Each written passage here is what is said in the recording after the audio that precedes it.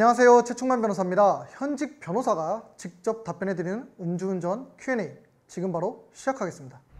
2016년 단순음주 벌금 300만원, 2018년 단순음주 벌금 500만원, 2024년 8월 10일 음주 상태로 약 20km 주행 중 신호대기에 졸다가 앞차 뒷범퍼 박음, 실기스도 안 날 만큼 살짝 쿵, 바로 옆으로 정차한 후 보험사 부르자 하고 상대 측에서 경찰에 신고, 경찰 와서 누가 사고 냈는지 물어보고 저라고 하니까 술 드셨냐 물어봐서 이실직고함, 음주 측정 0.194%. 이때 제가 물을 안 마신 것 같은데 바로 불었던 것 같고 100% 확실하게 기억나지 않더라고요. 조사받을 때까지도 큰 사건인지 몰랐고요. 조사 다 받고 지인들한테 물어볼 때 보험 처리로 합의했다고 하니까 그게 합의라고 해가지고 별 대수롭지 않게 일하고 지냈는데 검찰 송치 문자 우편이 안 오길래 경찰 사건 조회해보니까 죄명이 나오더라고요. 죄명 보고 이게 뭐지? 하고 위험운전 치상 검색해보니 와, 엄청 큰 죄이더라고요. 그렇게 오늘 경찰서 가서 피해자 전화번호 알려달라고 합의 보려고 한다니까 어차피 검찰 송치 보냈는데 뭐하러 합의 보려 하시냐 하길래 벙 쪄서 검찰 송치 연락도 안 왔고 우편물도 안 왔다니까 그때서야 형사사건 번호 주더라고요. 피해자 번호는 줄 수 없다 하고 보험사에서도 안 알려주고 바로 킥스 검색해보니까 벌써 검사 결과 처분 2개 다 불구속 구공판 뜨더라고요.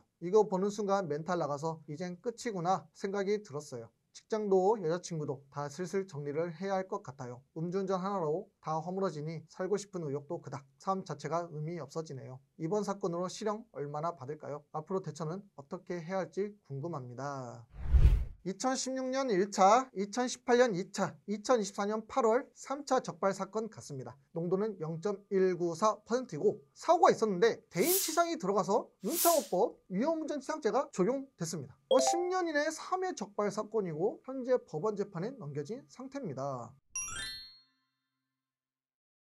실형이 선고되면요 징역 1년 정도 나옵니다. 요즘 실형 선고 추세를 보면 징역 1년을 기준으로 많게는 1년 6월, 적게는 8월에서 10월 정도 선고되고 있습니다. 다만 제가 사건을 보니까요 무조건 실형이 선고되는 것은 아닙니다. 아직 늦은 게 아니에요. 지금이라도 준비하시면 집행유예 가능성 최대한 높일 수 있습니다.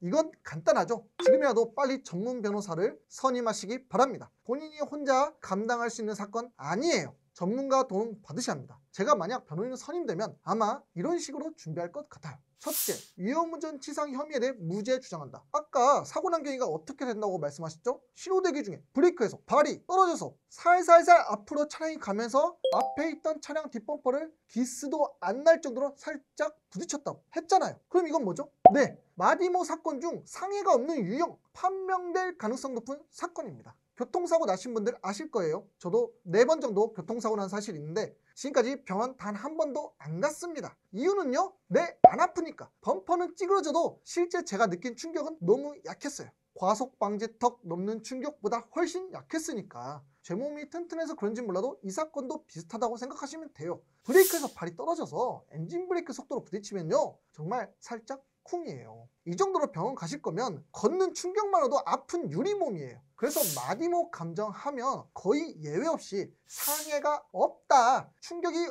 없다 라고 나올 겁니다. 이걸 가지고 병원 가서 받은 진단서 효력 없을 수도 있어요. 병원 진단서는요 사고 없어도 그냥 진술만으로도 전치 2주 발급해주는 것 다들 아시잖아요. 판사도 알아요. 그렇게 법정에서 진단서만으로는 상해 사실 인정하는 것, 사고 발생 경위에 비춰볼 때 아니다 라는 사실 입증할 것 같습니다. 그 다음 둘째, 피해자와 합의 절차 진행할 거예요. 지금까지 아무런 통지도 못 받았고 피해자 연락처도 모른다고 한 걸 보니 전혀 합의 절차 진행 안 한 것 같습니다. 대인 상해가 없다 하더라도 3회 적발이기 때문에 대물 피해에 대한 형사합의라도 진행하는 게 좋아요. 왜냐면 내가 지금 더 절박한 상황이니까, 내가 아쉬우니까 없는 자료라도 만들어서 내야 하니까 하나라도 더 판사가 좋아할 만한 자료 만들면 나한테 좋잖아요. 그래서 저는 가해자가 피해자와 합의할 수 있도록 방법과 절차, 피해자 연락처 확보까지 도움을 줄 겁니다. 마지막 셋째, 이건 기본이죠. 10년 이내 음주 3번이라는 사람은요 판사가 안 믿어요. 재판장님 저 이제 앞으로 술도 안 마시고 운전도 안 할게요 라고 100번 말해봤자 우리는 믿지 않습니다.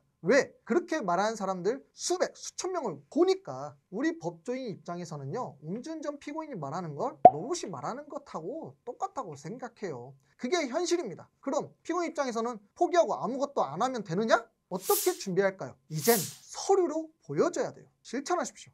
본인이 진짜 술 안 마시고 운전 안 한 것을, 그리고 증명하세요. 본인이 술도 안 먹고 운전도 안 하고 정말 성실하게 일만 하고 살고 있다는 걸. 아니 변호사님, 그걸 어떻게 증명합니까? 그건 선임한 변호사님께 물어봐 주세요. 어디까지 증명할지는 변호사님들마다 스타일이 다 다릅니다. 저 같은 경우는요, 스마트폰 사용 내역 금융정보 전부 다 총동원해요. 대신 굉장히 복잡하죠. 그리고 이 자료들 풀어서 설명해야 하는데 그것도 굉장히 힘들죠. 그래도 어떡합니까? 하셔야죠. 아니면 내가 구속되는데, 구속되는 것보다는 2, 3개월 고생하고 감옥 안 가는 게 훨씬 낫습니다. 지금까지 어떻게 준비를 해야 할지 말씀드렸는데요. 포기하기에는요 아직 이릅니다. 잘못한 건 잘못한 거고 처벌받을 건 처벌받으면 돼요. 다시 안 하는 게 중요합니다.